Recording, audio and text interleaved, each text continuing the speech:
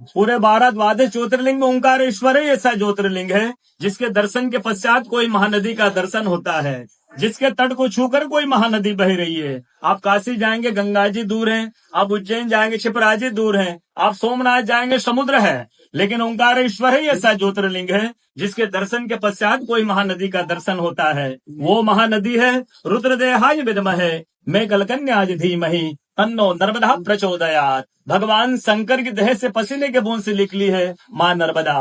भारतवर्ष में जितनी नदियां हैं सब उत्तर दक्षिण दक्षिण उत्तर की ओर बहती है, लेकिन माँ नर्मदा उदय से अस्सी की ओर बहती है, पूर्व से पश्चिम की ओर बहती है। भारतवर्ष में जितनी नदियां हैं उसमें नर्मदा ही नदी ऐसी है जिनके जितने कंकर हैं सब शंकर है। नर्मदा पुराण में ये भी कहा गया है कि नर्मदा जल के स्पर्श होने से जो शिवलिंग निकलता है उसको डायरेक्ट ले जाके पूजा कीजिए, उनको प्रतिष्ठा की आवश्यकता नहीं है। नर्मदा जल स्पर्श होने से वो स्वयं प्रतिष्ठित हो जाते हैं। अयोध्या में राम लला जी की जब स्थापना की गई थी तो नर्मदा का 2.5 फीट का नर्मदा का शिवलिंग राम जी के साथ अयोध्या में स्थापित किया गया था। और कहा गया है कि रेवा तटे तपम कुर्यात मोक्षदायिनी गंगा। कलयुग में आपको तप करना है, नर्मदा किनारे जाइए, और मोक्ष करना है तो गंगा किनारे जाइए। रेवा तटे तपम कुर्यात मोक्षदायिनी गंगा।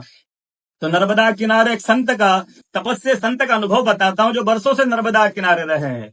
जब वो देखते हैं सुबह 3 से 4 बजे ब्रह्म मुहूर्त में एक कोई माई आती है, नर्मदा स्नान करके लौट जाती है। संतों को जिज्ञासा हुई कि मैं वर्षों से इस माँ को देख रहा हूँ, नर्मदा स्नान करके लौट जाती है। संत ने कहा कि कल मैं माँ से पूछूंगा, स्नान करके लौटेगी। वो माई सुबह 3 से 4 बजे ब्रह्म मुहूर्त में स्नान करके लौट रही थी। संत ने देखा माई स्नान करके लौट रही है। संत दौड़ते गए, माँ को साष्टांग दंडवत प्रणाम करके पूछा, है माँ मैं वर्षों से आपको देख रहा हूँ, आप नर्मदा स्नान करके लौट जाती है, माँ अपना परिचय दीजिए।